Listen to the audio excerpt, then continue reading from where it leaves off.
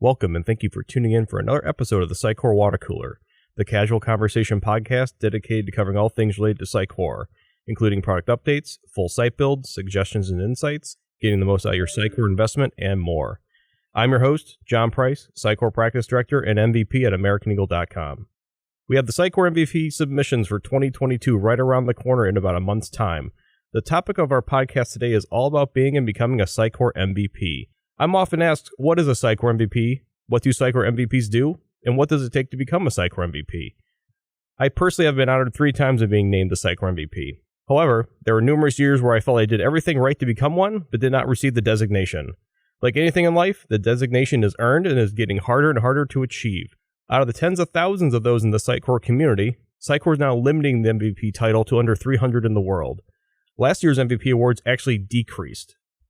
It is fair to say, although thousands more enter the Sitecore community every year, the number of MVPs is unlikely to drastically increase, making the designation all the more meaningful and tougher to achieve. Today we are going to cover what it takes to become a Sitecore MVP, retain the MVP title, and what value MVPs provide to Sitecore customers. I am joined today by Mohammed Syam, Sitecore Architect, a 6-time Sitecore MVP awardee, AmericanEagle.com's longest-running MVP, and one of the 25 MVPs that AmericanEagle.com has had the past 6 years. Mohammed, it's great to have you on the show. Thank you. I'm happy to be here. Wonderful. And Mohammed, your resume and accolades speak for themselves when it comes to your knowledge and history of working on Sitecore. However, becoming an MVP is a journey in and of itself. Tell us a little bit about your journey in achieving your first MVP award. I started my Sitecore journey back in 2015 when I joined a Sitecore partner and a local company here in Jordan, where I learned a lot of Sitecore stuff, let's say, in the first couple of months. And I remember back then talking to an MVP and our colleague Ahmed Akour talking about a yearly Sitecore award given to community individuals who participate in community activities, sharing knowledge, helping others. And to be honest, I was surprised of how friendly and close the individuals of the Sitecore community. And since then, my passion with Sitecore started. I started to blog about any technical problems, issues, workarounds, new features, and new announcements that I feel worth sharing. And also back then, we co-founded Sitecore User Group Jordan and did a couple of presentations, Sitecore modules. And back then in 2016, I got my first MVP award. And since then, I have maintaining the award and working hard every single year to accomplish that. So that's how I started with Sitecore MVP award. That's a great background, Mohammed. I definitely think you hit on an interesting point there where the Sitecore community, especially the MVP community, is very passionate about Sitecore and really delivering Sitecore solutions. So I think that's definitely a key point to hit on there. And you mentioned the user group. I definitely think anyone that's interested in becoming an MVP, user groups are a really key component to becoming an MVP. I mean, there's plenty of areas in the United States and throughout the world that are unrepresented for having a community and user group. So you helping starting the Jordan user group definitely think helped you becoming that MVP your first year. So that's great to hear.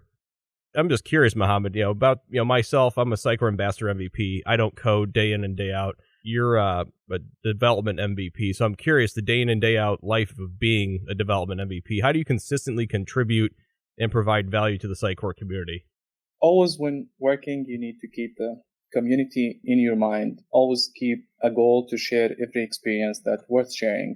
Every day when working on the different technical challenges, you most likely find something useful to be shared, right? So why not to blog about it? Why not to record a video about it? Maybe after working hours, maybe in your weekend, you can dedicate some time to do that. That's how you think about it, like in your daily work. Also, maybe we can provide some suggestions or guidelines or advices how to become an MVP. So one of the things that I always like to do is to stay up to date. You have to keep learning. You have to monitor the announcements, the news, the new feature that Sitecore provide. That would put you in a good position to help and to know what to do next, what to learn next. That would be very, very useful. Also, every once in a while, you have to help others, maybe through the Sitecore Stack Exchange or Sitecore chat on Slack. There must be some issues that you already solve and others can benefit from it. So every once in a while, go into Sitecore Stack Exchange, go to Slack and try to help others. You have to have passion about the platform, about the different products that Sitecore offers. You have to learn them and stay up to date. Also, forget about the title and just engage in the community, share your experiences, allocate some time in your personal time for community work, like blog posts, solve questions on Stack Exchange, as we said, Sitecore Slack, help others. There are too many things that you can do. Find something you like. You probably like to do articles or blog posts, or maybe you like recordings and sharing videos or solving problems and issues. You're probably a public speaker, or you like to talk in user groups or big Sitecore events like Symposium or Sitecore User Group Conference Europe. So just find something you like and focus on that, and the MVP award will come at the end.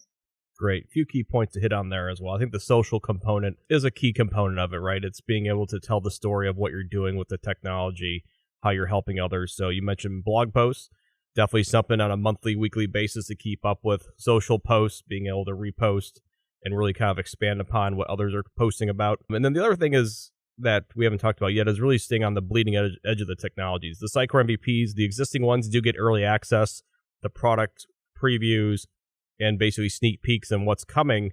And really the MVP community is really there to help others figure out how to get the most out of the platform and really how to develop on it. But for those that are thinking about becoming an MVP, regardless of the ambassador or development title, helping customers figure out the best way to do implementations is also a key component. Customer satisfaction definitely goes into this, and helping contribute with community modules and other things is definitely key.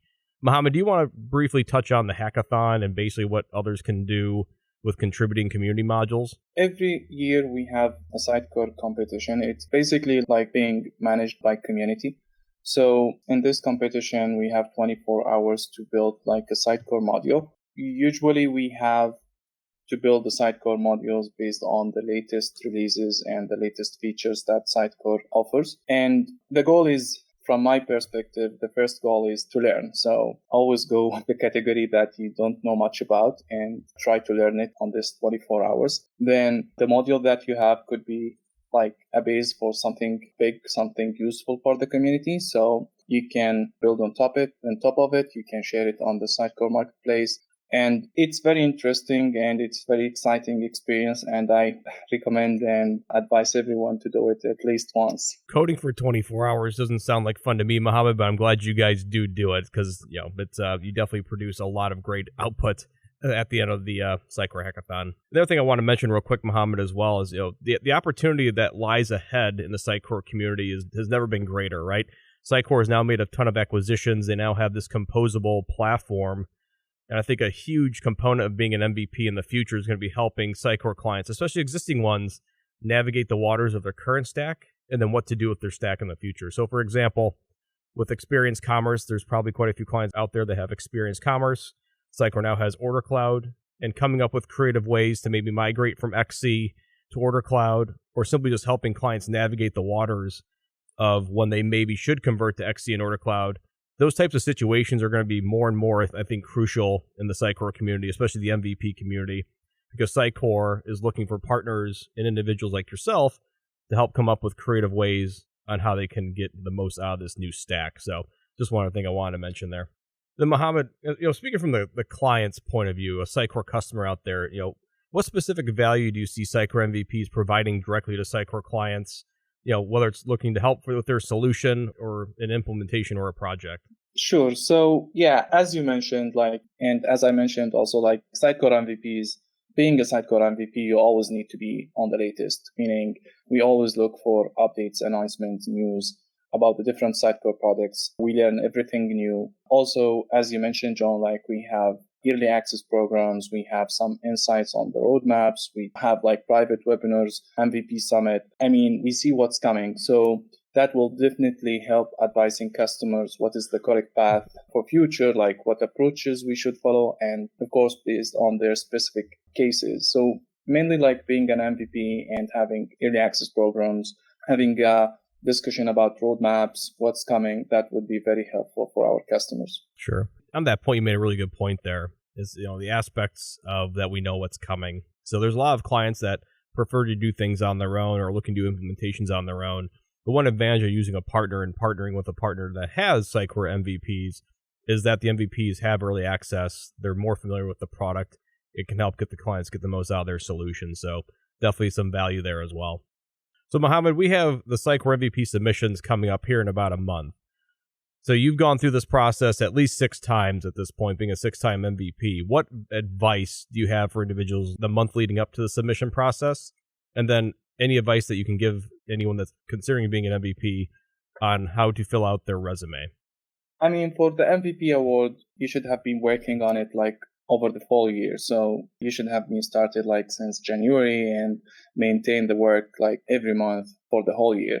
So I assume that everyone planning to submit an application for the MVP award has already like maybe prepared the log of all his activities, all his contributions over the year. So that would be much easier, like when filling the application, not to miss anything you did or anything you contributed. But start preparing ahead of time, log every contribution you did. If you look on Stack Exchange, you will find like some full description of different contribution areas, let's say, that you should have been considered during the year. So that would guide you to prepare your submission. And at the end, good luck for everyone. And yeah, that would be all. No, that's great. And, for those that may not submit this year, may not get it this year, next year's right around the corner. These years fly by quickly. So the one piece of advice I would give is be creative.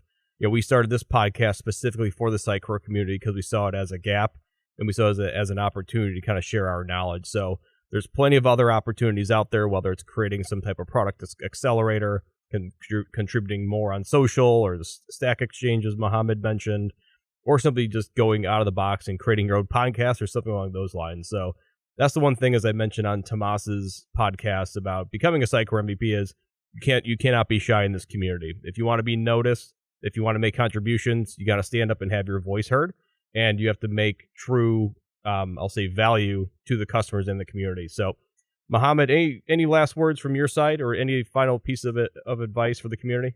Yeah, the only advice I have, for anyone, is to not put the award as a goal. Just engage with the community, share your knowledge, and you will definitely get it at the end. No, that's great advice. So, Mohammed, I think that we're going to wrap up now. I greatly appreciate your time today and providing insight on the Sitecore MVP program. With the Sitecore nominations right around the corner, I'm sure our listeners who are aspiring to become an MVP learned something vital today to help them on their submission in a month's time. Thanks for swinging by the Sitecore Water Cooler. We hope to have you on again soon. Thanks again to Mohammed Syam for joining us today on the Sitecore Water Cooler podcast, a casual conversation between colleagues and peers centered around all things Sitecore. I'm your host, Jon Price, and until next time we meet at the Water Cooler, be sure to subscribe to the Sitecore Water Cooler podcast today, wherever you find your podcasts. This episode is brought to you by AmericanEagle.com Studios, with special thanks to executive producers Renee Nelson and Julia Klepich.